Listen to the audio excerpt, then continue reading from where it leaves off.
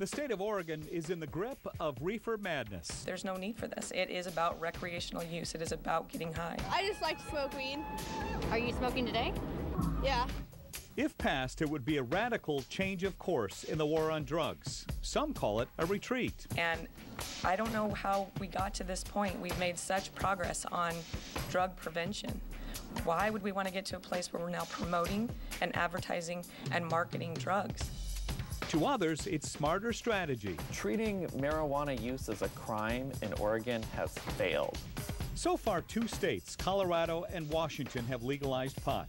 Is Measure 91 building on those states' success or just repeating a half-baked idea? You know, in Colorado, they didn't really spell out the rules and regulations. They were going to deal with that later. But you see here in Oregon, in this measure, there's restrictions on advertising, restrictions on where you can sell marijuana, can't be within 1,000 feet of a school. And right across the river in Washington, it's been a long time coming, the allowance of recreational use of marijuana. Critics who actually live in legal weed states feel they've been misled. People are realizing that they voted for a full industry.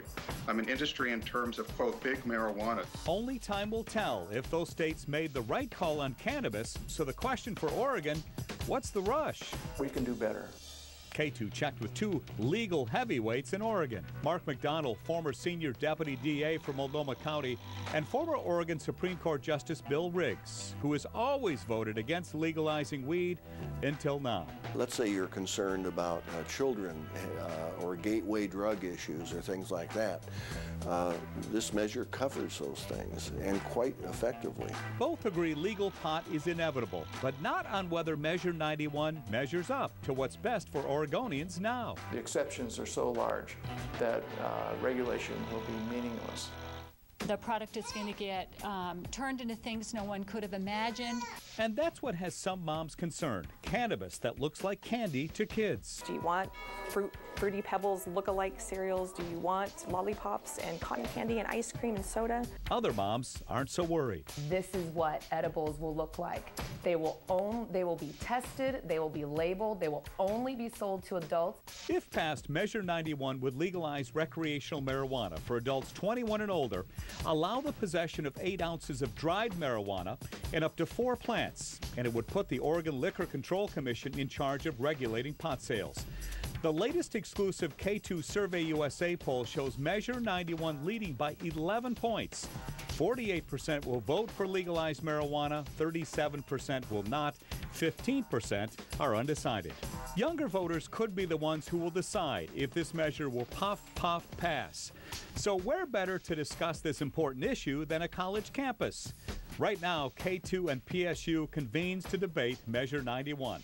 The arguments against: Josh Marquis, CLATSOP County District Attorney; Dr. Ron SCHWERZLER, Serenity Lane Medical Services Director.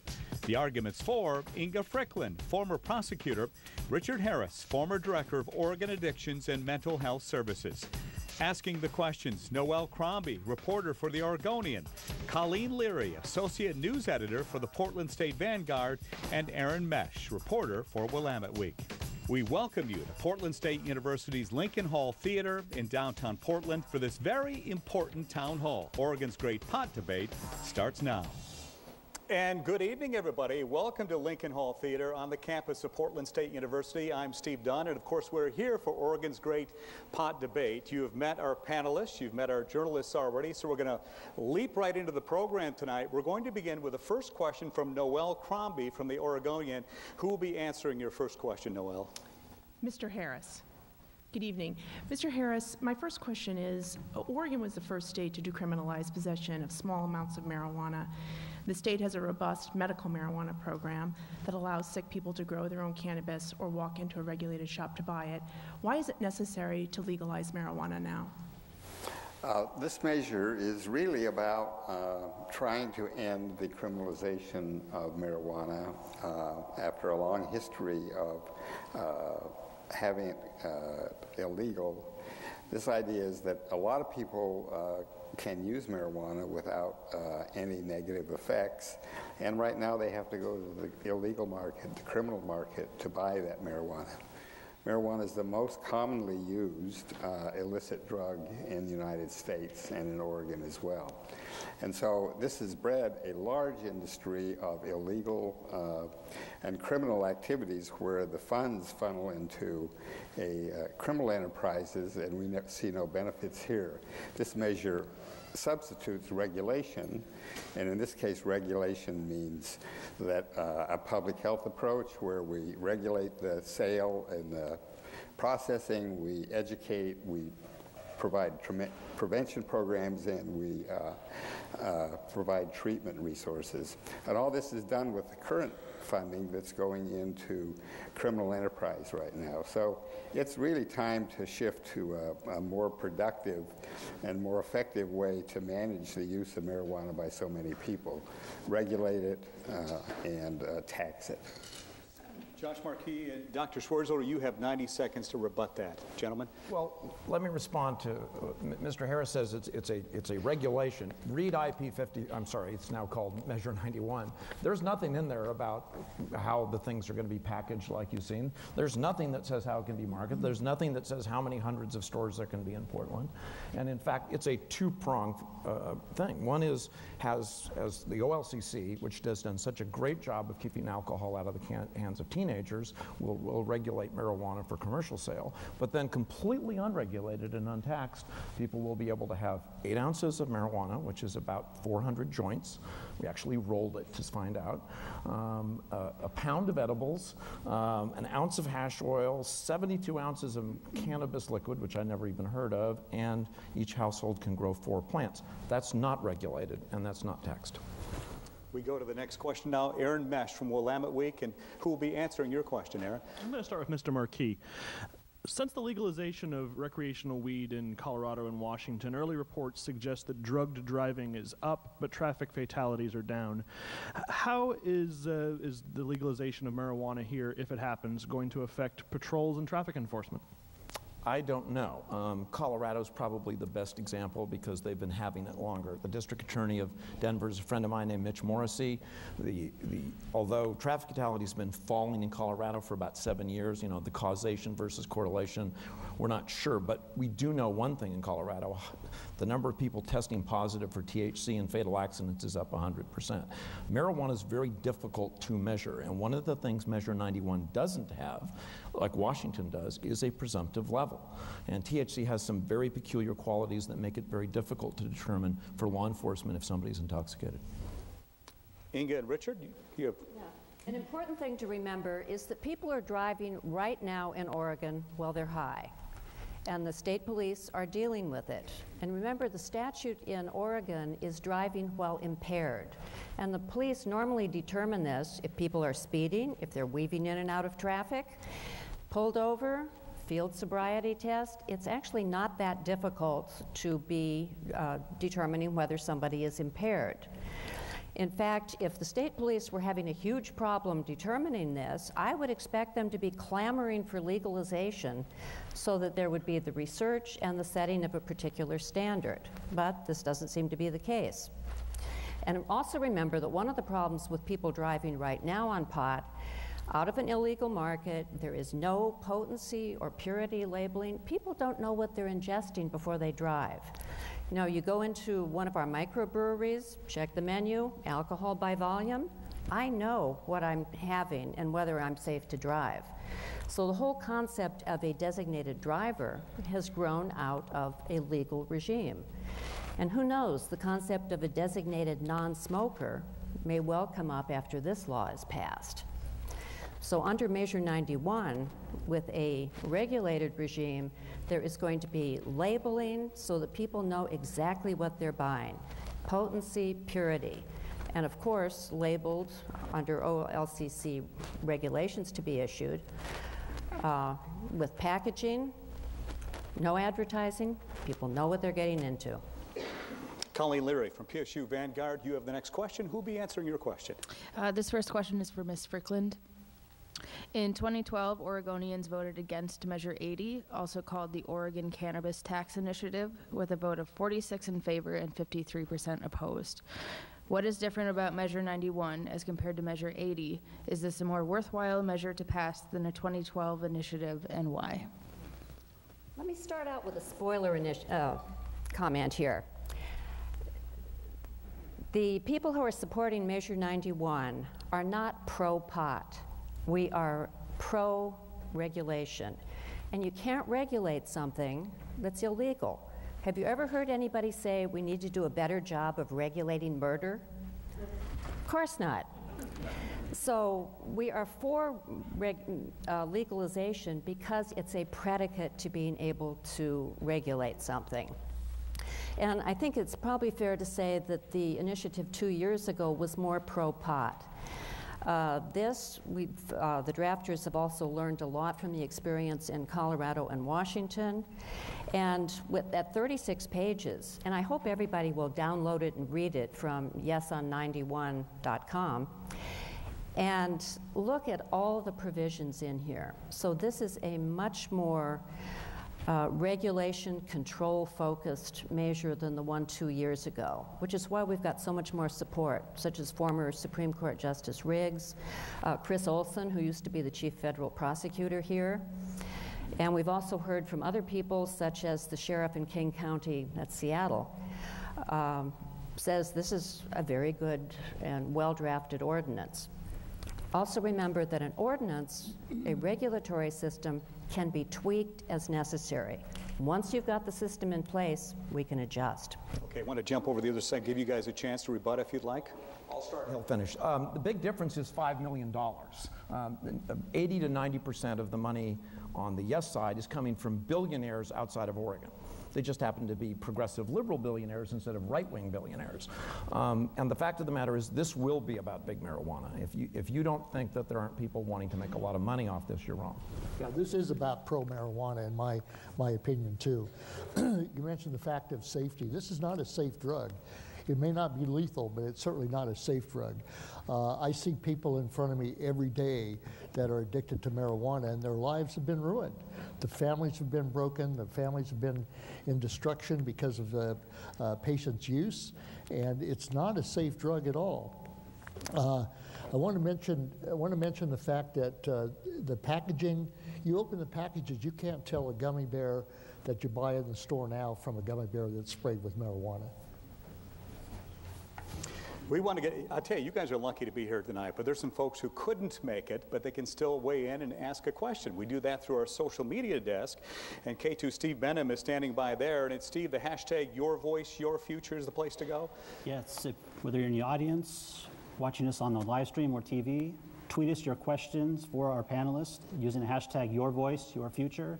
And my colleague Sarah Beagle Darvish and myself will be selecting those to pose to our panelists. Do you have a question now, Steve, for these folks? We certainly do. The first question comes from Twitter user at Wiley Coyote Jim. He asks, will pot smokers be subject to dismissal by their employers if they have lingering effects at work? Is there anybody who would like to answer that, or I'll just point someone? Inge, why don't you jump in and answer that? This ordinance makes absolutely no change in the current Oregon laws involving the right of an employer to maintain a pot-free workplace. Just like it makes no change in being able to take marijuana into a prison. Can't do it. No change in the driving under the influence. So the answer to that is that the laws that are currently in effect will continue to be in effect. Gentlemen? You can take pot into prison. It will, with this law, it does allow you to do that, as I read the law anyway. I'm a native Oregonian. I was born and raised here, and I went to school through here, Portland, went to Vietnam as a battalion surgeon, and came back to Oregon to raise my kids and family. And I came here with the intention that this would be a safe state for my kids and grandkids. And I think marijuana and the work that I do with addiction medicine is a dangerous drug. Our kids, 10% of our kids get addicted to this drug. It may take 5-6 years for them to get addicted, but most of them start at 11, 12, 13 years old. And where do they get it? They get it from friends and family. They get them from the people where, with this measure, they're going to be in the household. And that's where kids get their drugs. They get their prescription drugs from friends and family now.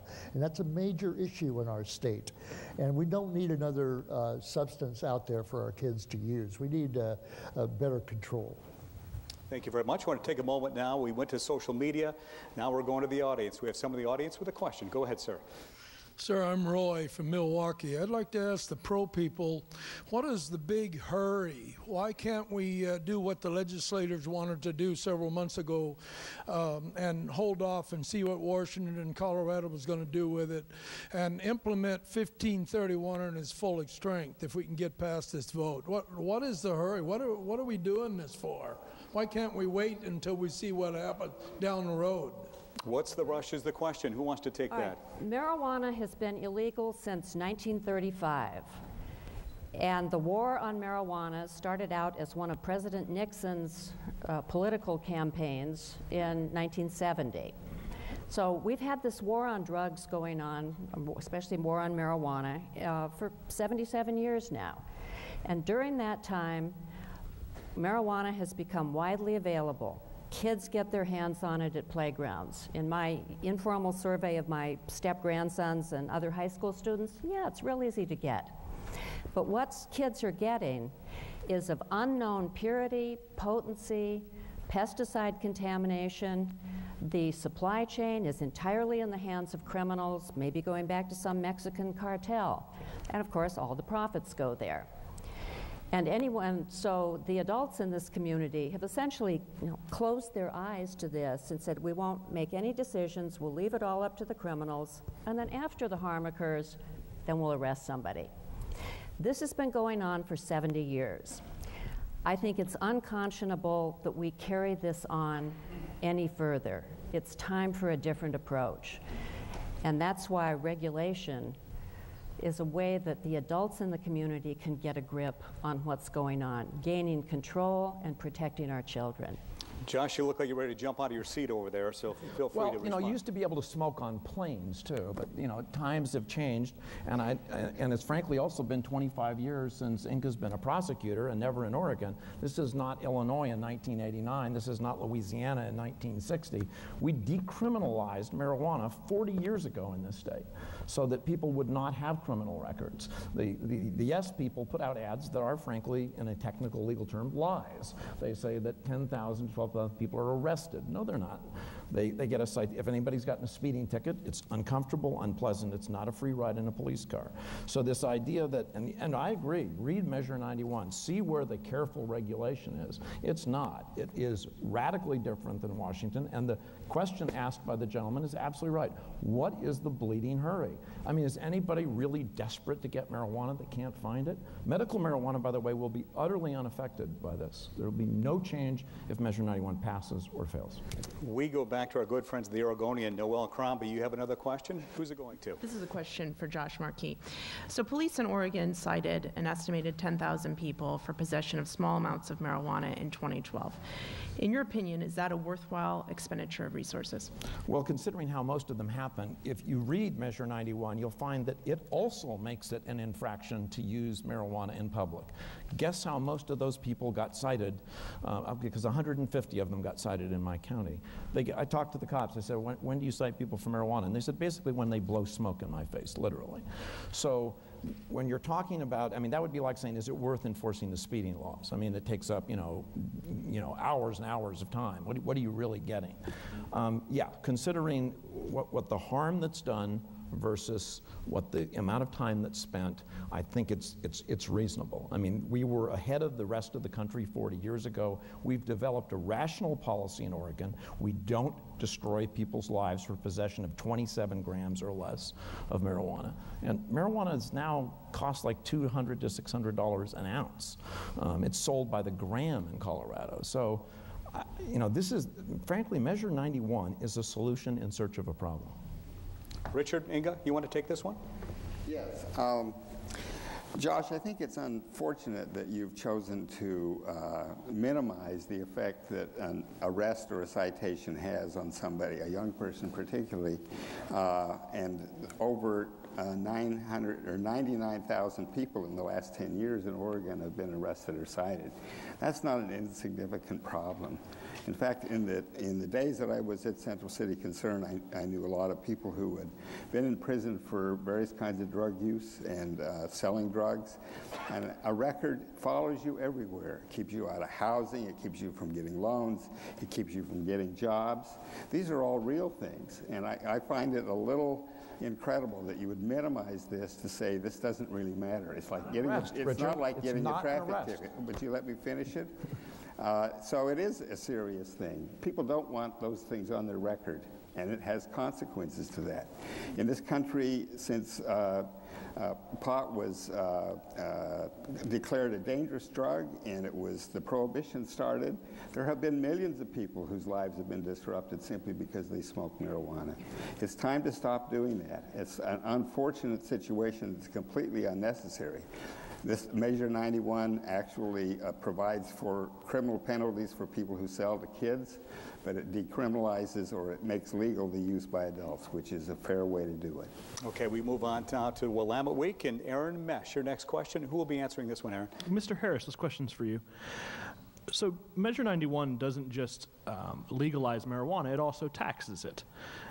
The uses of those tax dollars include, according to the measure, treatment, education, and law enforcement. The estimates of how much money will be raised via taxes vary from $17 million to $40 million. How is the state going to prioritize the use of tax dollars if Measure 91 passes? Well, right now, of course, we're not collecting any money in taxes. All the profits go to criminal enterprises. So however much is collected is definitely a plus. The measure is quite clear about how the money is to be distributed. 40% goes to schools. It goes to the Common Education Fund to support schools across the state. 20% of it goes to the Addictions and Alcohol Office, the office I used to manage. 5% goes to the Oregon Health Authority for prevention. And in addition, there's a 40% that goes to law enforcement. And 15% of that will support the state police, and another 10% to cities, and another 10% to counties. So it's quite clear in the measure where the money is going to be going. And the other thing that's very positive about this is if there's one agency in the state of Oregon that knows how to collect sales money and taxes, it's OLCC.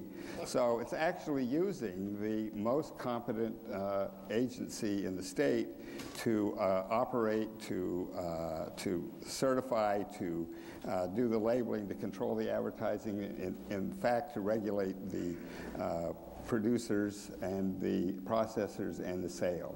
So all those things are contained in the measure, and they're quite explicit. And so we'll know where the tax dollars are going. It'll be quite clear. No side have a response to that? Yes. The OLCC, the operative word there is liquor. They do regulate alcohol and liquor in our state. There is no experience in our OLCC commission to monitor marijuana. They don't have people that know much about marijuana. There's going to be a tremendous bureaucracy that'll come out of this. And when I add up your numbers, it's 100%. Well, where does the money go that's going to go to people who are going to regulate it and watch it and regulate it with our kids? More questions pouring in right now to the social media desk. Again, Steve Benham standing by. What's the question, Steve? Got one from Phil Toro from Twitter. If pot is legal, what would prevent you from inhaling others' drugs when walking by someone smoking outside? It's a question we hear a lot. Who would like to take that, first of all? Anybody? I'd like you to repeat the question again, please. If pot is legal, what would prevent you from inhaling others' drugs, presumably smoke, when walking by someone smoking outside? You want to take that? Well, Richard Harris? Okay.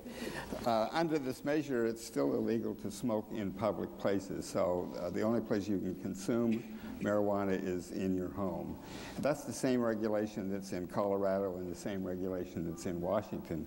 And so far, the issue around secondhand smoke outside of the home has not been addressed because there isn't any that is a result from the legalizing of marijuana use.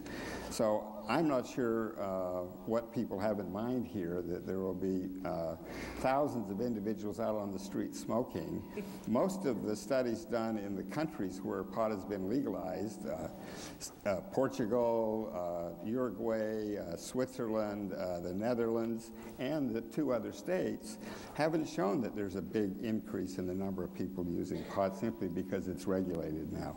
So the vision that somehow or another there'll be smoke all over, or people all over, or the streets will be flooded with marijuana is just not being held up by the real world experience. Ron or Josh, you want to jump in? We're in Oregon, we're not in Portugal or any European country, and we haven't given the Washington, Colorado time enough to see any research about secondhand smoke. We do know this, probably the closest drug I can compare marijuana to is nicotine. Some of you have probably been nicotine dependent, haven't you? You know that secondhand smoke, we know this from research, secondhand smoke triggers all the nicotine receptors in your brain just as if you smoke it yourself. So if you have kids in the house, you have young adults in the house, their brains are not ready for any drug until they're 25. When you're 25, your brain stops pruning, it stops circuitry, it stops doing all the things that a teenage brain needs to do. If you put even secondhand smoke in that brain, there's damage done, and that is our concern. The brain isn't ready at 21, it isn't ready till it's 25, and it's a big concern. Let's give it time, because we still don't know research-wise what secondhand smoke will do. I'm afraid it's going to be the same as nicotine. Let's go back to Colleen Lear now from PSU Vanguard with another question. Who'll be answering yours, Colleen? This question is for Mr. Marquis. Many have questioned the increased potential for youth access to marijuana. So how specifically would legal recreational marijuana increase youth access, and is there significant evidence that backs up the adverse health effects associated with youth and medical marijuana? Well, since nobody else has tried anything this crazy, no, there's not any other examples of having that much marijuana. I mean, again, you could maybe understand why somebody would want, you know, a small amount of marijuana, like less than an ounce, which is in Oregon, but why someone needs 8 ounces and a pound and a half gallon of liquid. What's going to happen? You don't have to be a scientist to figure it out. When you have more supply of something, then you have more availability. And as any parent can attest, I mean, most people, unfortunately, most kids get their drugs, their alcohol, their prescription drugs, and their alcohol, never mind marijuana, from their families, from the home. I mean, people generally don't lock up their alcohol, and sometimes they lock up their prescription drugs. You're talking about ramping up the amount that those people that would choose to have it to a really extraordinary level. I mean, think about any other substance. You drop the cost of soda pop, which, you know, I've been addicted to, and I suppose if it got really cheap, I'd drink more of it. And is that good? No, it's too much sugar. I mean, all things in moderation, but this is not a moderate measure. You guys have 90 seconds if you choose to take it. Yeah, sure. Under the current totally unregulated, illegal market, people can have any amount of stuff at home. They're doing whatever.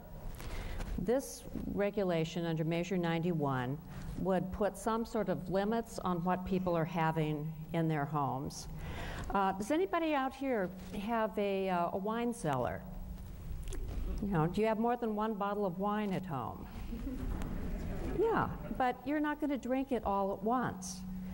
And the regulations on the amount that can be in one's home under Measure 91 is very analogous to what can be held if you're if you're brewing your own beer.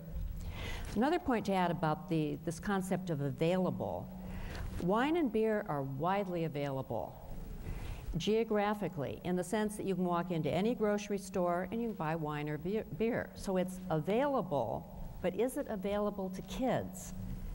No, of course not. They try to go through the checkout counter and they don't get past. So something which becomes available in the sense of being in regulated, licensed retail outlets under Measure 91, this is not going to be available to kids. And who is going to jeopardize their license by selling to children? So this measure is going to move a lot of the marijuana business, which exists at the moment, into a legal and regulated regime, taking business and market share away from the criminal enterprises. Want to move back into the audience? We're getting some good questions out there. Sir, your question. Thanks for taking my question tonight, Steve. So thinking about it from a revenue perspective, every single year we have an uncountable amount of illegal fireworks come in from Washington. What is to stop us from stopping pot from coming into Washington? I think all we're doing is cutting ourselves off of potential revenue. And I want to know, if there is a way to stop it from coming into Washington, why aren't we doing that with fireworks? Is there anybody particular you want to answer that? Start with the our district attorney guest. Which one? Josh Marquis? Go ahead, Josh. Well, since I live on the Washington border and people do go over and get fireworks that make big explosions, yeah, but you know what? We are a federal republic and we don't set up border crossings to check unless you drive to California and they ask you about your fruit.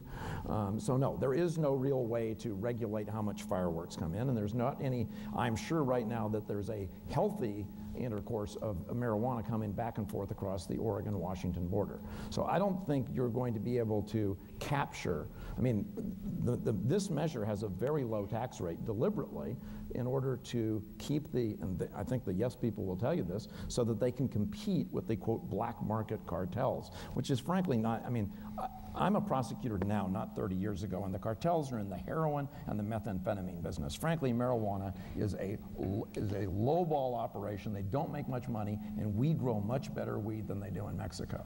So, be Oregon proud. That's all he had to say to get the crowd wound up, Josh. Thank you. They should be proud. I know the yes folks who would like to say something about this. Go ahead, Mr. Harris.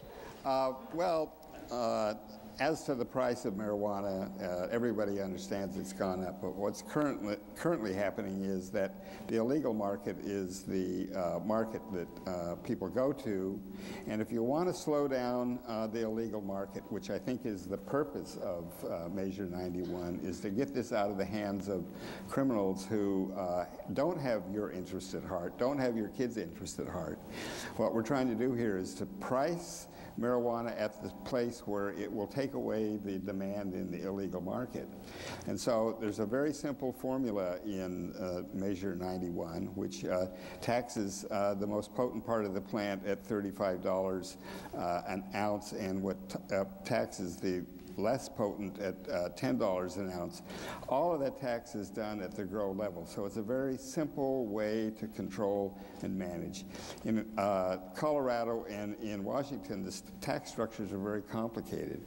So what happens now is that there will be probably some people who go from Oregon to Washington to buy marijuana, but it's still against the law to bring it back into Oregon. And the same is true under Measure 91. It's against the law to take it outside of the state.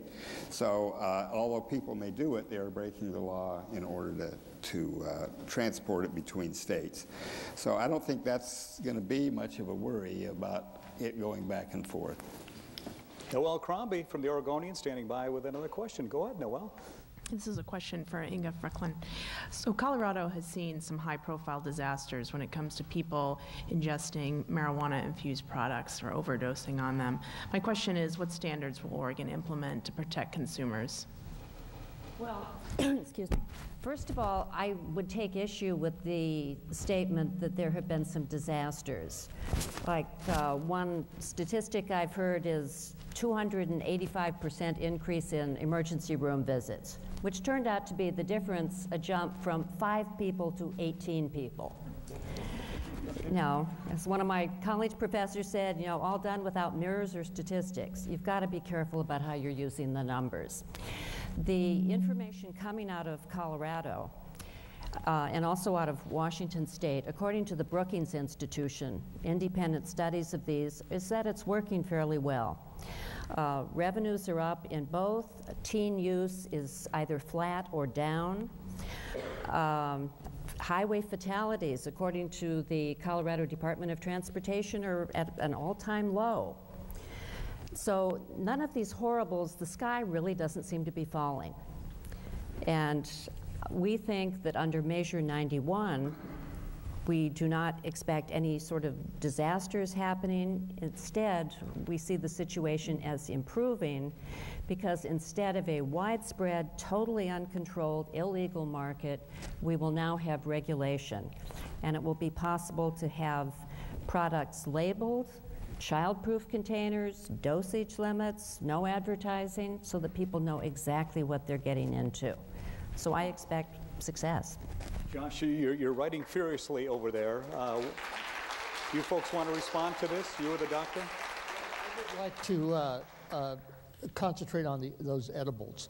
There have been 5 infant children deaths in Colorado that have picked up these drugs from gummy bears, Fruity Pebbles, but 5 young infants have died. Now, if that's not catastrophic, I don't know what is. If you lose an infant child,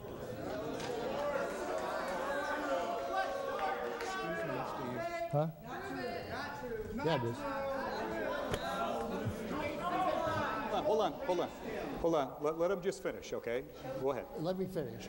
The edibles certainly are a product that the kids are going to get into, and once you open that package, and even the child-proof packages are not child-proof. We've been able to demonstrate them ourselves that an 8-year-old can open it. But the edibles are a real problem. I hate to have those around our children. Again, our children are the things we really need to worry about. Yeah, go ahead, Jim. And maybe we could have a few minutes because the audience was screaming at Dr. SCHWERZLER. Okay, good, because Colorado is not working well. I don't know if INGE's been there. I have. You walk down main streets in Colorado and you see Denver cops rousting people for smoking dope in public. Homelessness has jumped. And yes, does marijuana kill people directly? No, it doesn't. You know, it's probably less toxic than alcohol and less addicting than nicotine. But the fact of the matter is, if Coloradoans, thank you. If Coloradoans could vote today, polls show that they would repeal it. Both candidates for governor in Colorado, as both candidates for governor in Oregon, at least the mainline candidates, are against Measure 91, and in Colorado they think they made a mistake. Okay, I'm almost afraid to do this. I'm going to dive back into the audience and see what happens over here. Your question, sir. This question is aimed at who's ever got the best information. How many people are currently incarcerated for pot possession? And if Measure 91 is legalized, will they be set free? Let me answer that. My data is 6 days old. There are 14,600 people in the Oregon State Penitentiary system. 71 of them are there for marijuana-related offenses. Virtually all of them would remain in prison because even Measure 91 says you shouldn't sell large amounts to children. There are probably people in jail right now, some, I don't know how many, it's harder to and there's not that many marijuana misdemeanors, who might not be there because of it. I hope that answers your question. Sure. Picture a pyramid. You may have 71 people who are locked up. That's based on a larger number of people who got convicted. Maybe they have probation. Larger number who went to trial at the cost of an attorney and disruption of their lives. Then we're down to, last year it was what, 13,000 arrests and citations for marijuana, and then an even larger group of people who didn't get either, but they were stopped, patted down, otherwise hassled by the police. And another thing that we know about marijuana is that even though black and white citizens use marijuana at almost identical amounts, the weight of the law is falling much more heavily on communities of color. In fact, in Oregon, a black person is twice as likely to be arrested for marijuana as a white person. And going back to Richard Nixon, there's a lot on the Nixon tapes that's not repeatable in something that's being televised.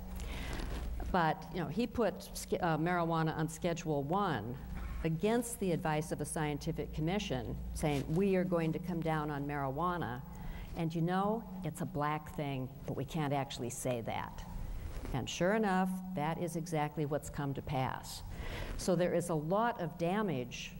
And also think about all the police time and the court time processing all these people. Time that could be spent addressing serious violent crimes. All right.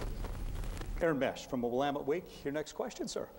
Mr. And I want to return to the question of edibles, particularly the marketing of those edibles to teenagers and the availability of those edibles to children. What regulations is the OLCC going to place on advertising to young people, and what regulations are going to take place that will keep kids from grabbing at those gummy bears? Is that directed for INGE or Mr. Harris, either one? Do you guys want to take this? Either one of you want to take this? Yeah. Well, the OLCC has a little over a year, about a year and a half, to write the regulations and to consider how to manage the question of edibles. The Oregon Department of Agriculture has a hand in determining what is an acceptable edible and making sure that it's safe for consumption. So the rules will be written from the time of its approval to January, the end of January in 2016. And so we can't tell you what the rules are today, but we certainly will have the experience of Colorado and Washington. Washington is still working on the rules. They want to make sure they get it right for edibles, and that it seems like we can benefit from the way those two states are going about doing it. But what I'd really like you to understand is edibles right now are available. Edibles are in the illegal market, and they are marketed to children. And so without any regulation, without any review, without any standards to meet, these edibles are being provided to our kids and to adults, and it's an unsafe situation. Measure 91 changes that. The regulation of the edibles will actually make it a much safer environment for people, and certainly restricting advertising would be a major part of that. No side, you want to jump in? Let's first talk about, you talked about the OLCC and the regulations. There's nothing in Measure 91 about any of this, not a word. It's just sort of like, well, we'll just hope the OLCC does this in a year. And let's look at Colorado. You know what Colorado proposed a couple days ago? They proposed banning edibles, the health of people. It's like, you know, what rational reason is there to have pot tarts, gummy bears? I mean, if you want to talk about advertising to kids, if you don't think Joe Camel's a bad idea, then you've got a real winner when you've got stuff that you literally can't tell the difference. You know, they're already doing massive campaigning at Halloween to make sure that kids don't accidentally, because they're not going to deliberately poison each other. You give a kid a 30 milligram THC gummy bear, they're going to get really sick. And you know, there's a couple phrases that the other side keeps using about, well, this is disruptive. You know, we don't want to disrupt anybody's life. Well, God forbid we would ever disrupt anybody's life for you know, health or the welfare of the community. You know, that, and they're also going to say, they say arrests and citations, arrests and citations. Well, that's like saying, you know, heroin and aspirin. I mean, an arrest and a citation are totally different things. And so when there are 10,000 citations, those are citations. Those are not arrests. They're not on your record. I could print out your record and show you it won't be there. Well, getting our questions from the audience. We have another one. Go ahead, sir. Mr. District Attorney, I'm a 46-year-old Oregonian. I've been smoking marijuana since 1990 because I found it worked better for me than the alcohol that was killing me. I'm self-employed in my own home, so I don't affect the workplace. I have no children, so I don't affect the children. And I don't even own a car. I take public transportation everywhere I go, so I'm not affecting the roads. If Measure 91 is to fail, do you recommend that I continue buying from criminals? Do you recommend that I grow and become a criminal? Do you recommend that I go to Vancouver, buy, and bring it back and become a criminal? Or do you recommend that I cheat the medical marijuana program?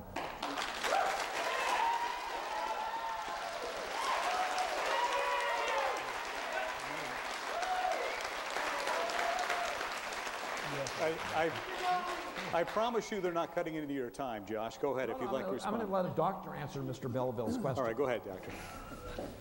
Cheating the medical marijuana business. You know, medical marijuana is still there. All physicians that I know are in favor of it. Now, if you've got a medical problem, maybe, I don't know what your problem might be. Is it so why do you need a drug? Because I enjoy it more than alcohol, sir. Okay, you've got a right to do that. But my father was an alcoholic, and I figured I didn't want to go down that road. Yeah, but it's still an addicting drug.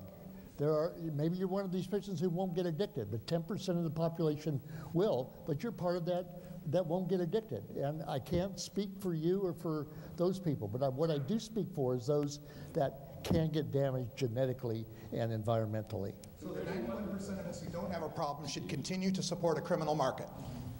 I didn't say that. Well, that's the only option you're leaving me, sir. Smoking, you know, smoking is the quickest way to get a drug in your brain, isn't it? 15 seconds it takes. Why do you use a drug? You use it to feel better or to not feel bad. Why do we need to do that? Why can't we, you know, anxiety and stress are normal things in life. We need to problem solve instead of using a drug to numb our feelings. Do you recommend alcohol prohibition? No. No, this isn't about alcohol. We're going to move on to it. Thank you for your question. I do appreciate it very much. Do you guys have anything you want to say about the gentleman's question at all before we move on? On this side? Yes. Well, I think he's brought up a really good point, because the classifying marijuana the same as heroin and other drugs, which happened a long time ago, was a classic mistake. So now how do you unwind that? Because the criminal consequences of that have been that everybody who touches it becomes a criminal, as the gentleman said from the audience. So you have to take and change that, because it's inappropriate to manage and try to manage a criminal enterprise like this, when in fact what happens is that this is what it makes available to kids, is that in fact you can buy. Kids don't get marijuana from their family. That's not where it comes from. It comes from pushers and dope dealers. And that's the majority of where it comes from. And so with a criminal enterprise in your neighborhood, in your state, what you have is easy access for kids. Kids will tell you that. That's where they get it. So in order to make it more difficult for those brains that we're concerned about, Ron, is that we want to make sure that it's regulated and that it's not available to children. And this measure will do that much better than the current criminal environment. Colleen Leary works for the PSU Vanguard. She has another question. Go ahead, Colleen. This question is for Mr. Harris. Measure 91 does not specifically account for laborers working to harvest and manicure recreational marijuana in Oregon. Currently, these workers are untaxed and often well paid. How would the labor aspect of marijuana production be addressed and accounted for? Could a yes vote for Measure 91 create viable job opportunities for previous underground workers? And how would the state address criminal records and background checks?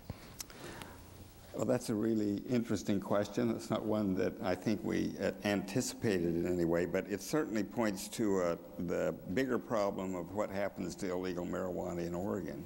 A lot of it is grown here, and it's grown for large criminal enterprises, and many people engaged in that agriculture aren't there necessarily voluntarily. Some people are recruited with intimidation and threats, so it isn't just a labor issue.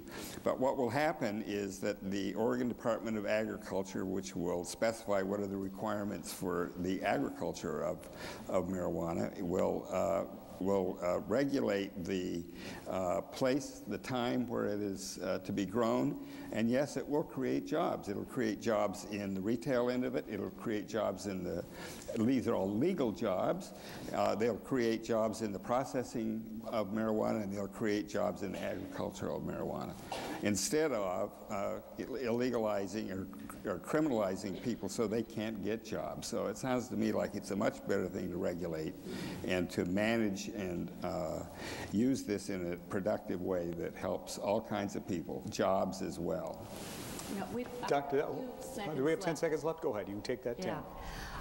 Some of these grow operations that you're referring to are taking place out in our national forests with environmental damage, no control over the water, what gets dumped.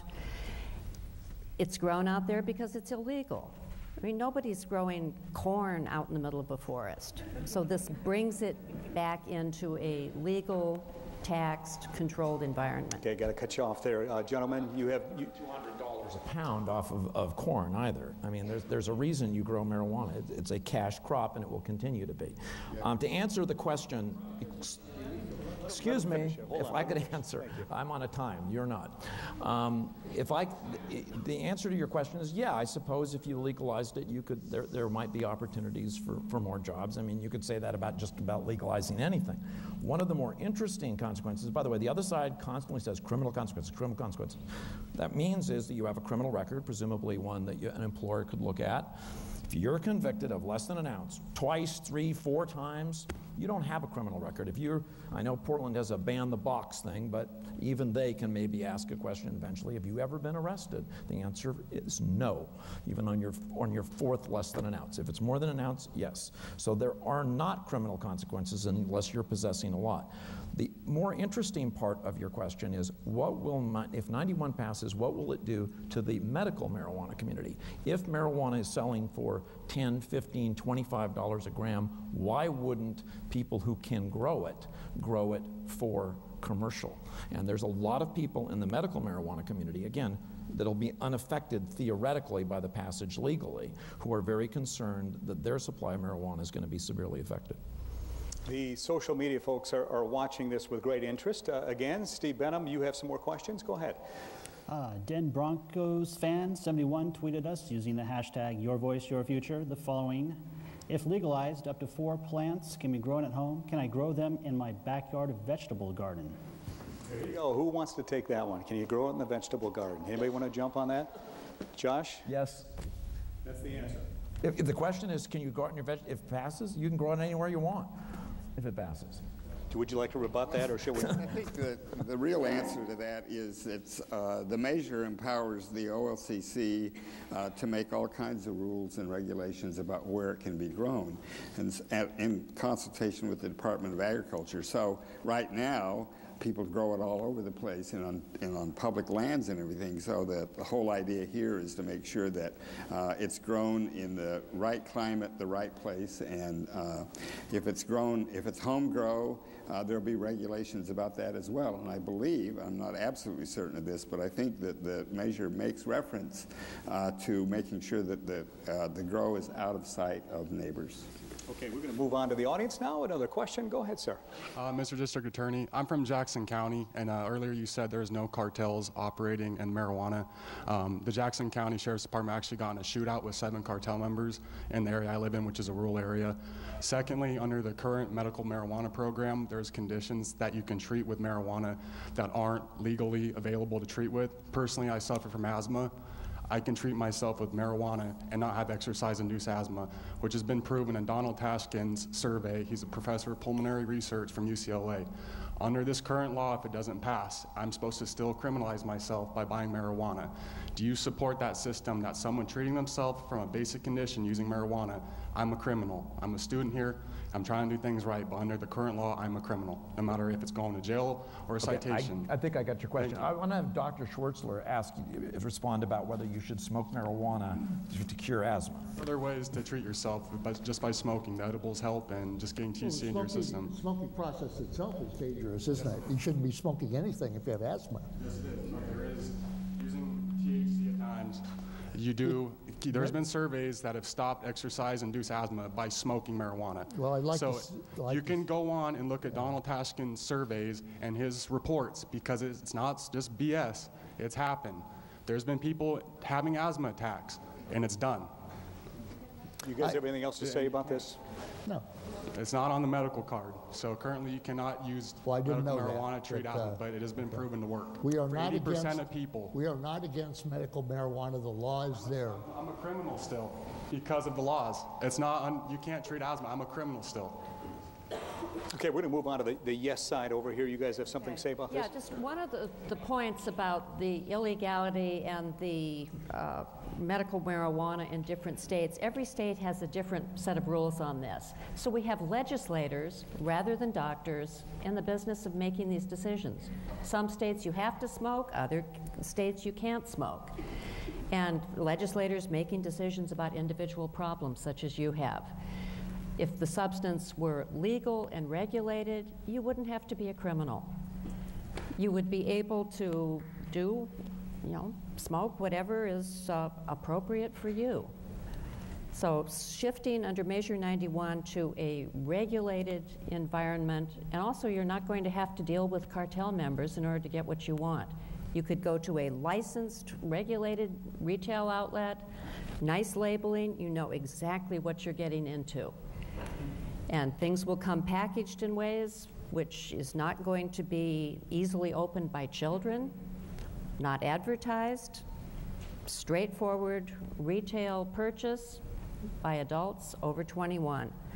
Also with accurate and honest education so that people really understand problems for pregnant women, problems for growing brains, which is certainly true. But when we've had years worth of the reefer madness, movie that I grew up with, everybody is just discounting whatever authorities are saying because it's obviously wrong. Nobody believes it. It's time for honesty. We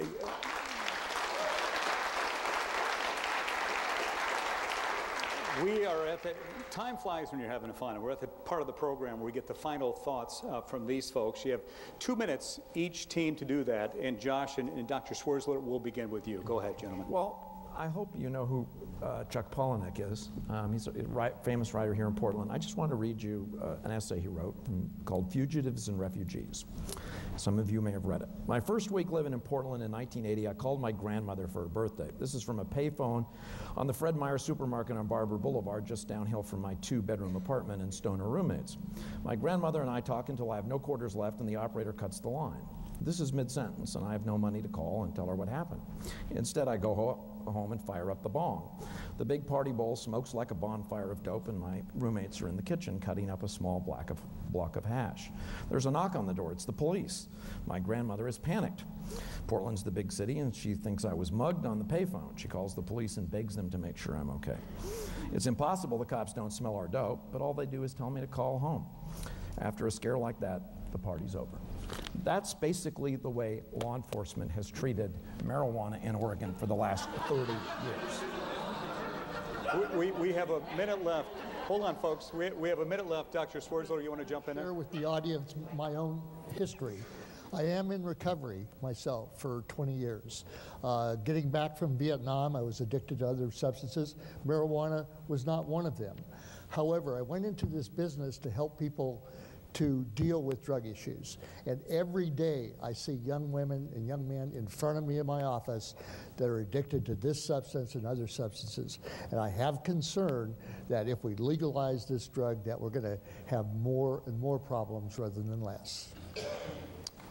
You folks have 4 minutes now if you'd like to take that. Whoever wants to start, Inge? We have 4 minutes? Yes, 2 minutes, excuse me, 2 minutes total. Okay, let's do sorry. Huh? We get 2, okay. 70-some years now, we have had marijuana be illegal. And a lot of it due to President Nixon's political problems. 40 years after Watergate, this is still hanging over us. Something which his own scientific commission said does not belong on federal scheduling. Because of the war on drugs, which has also taken up something like $1.5 trillion since 1980, money which could have been spent on our schools, our police, our roads, all the potholes. You know, think of all the things that could be done with that money. And instead, it's gone to law enforcement. It's also sucked resources out of treatment and drug prevention.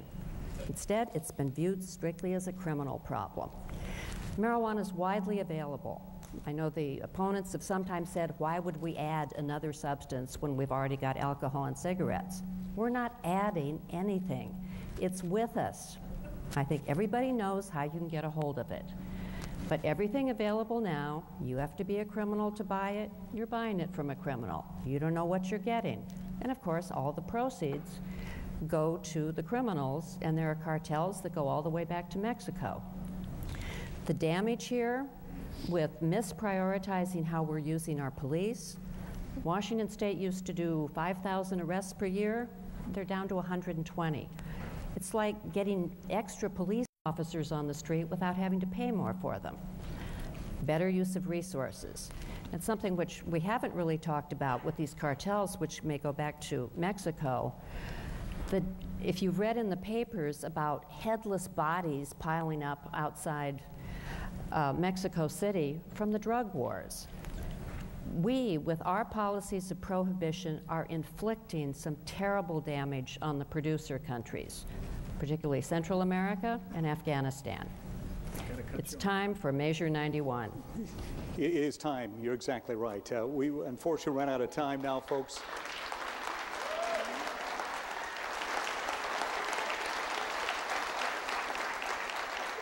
I want to take a moment to thank Josh Marquis, Dr. SCHWERZLER, INGE FRYKLUND, Richard Harris. We want to thank them, no matter how you feel on this issue, we want to thank them for taking the time and coming down here and answering our questions. We have a nice round of applause for those folks tonight.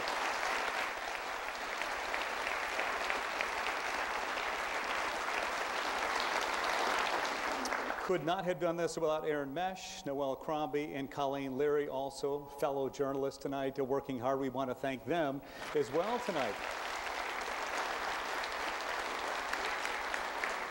And of course, Steve Benham, Sarah Darvish over social media, we want to thank you. Terrific questions in the audience.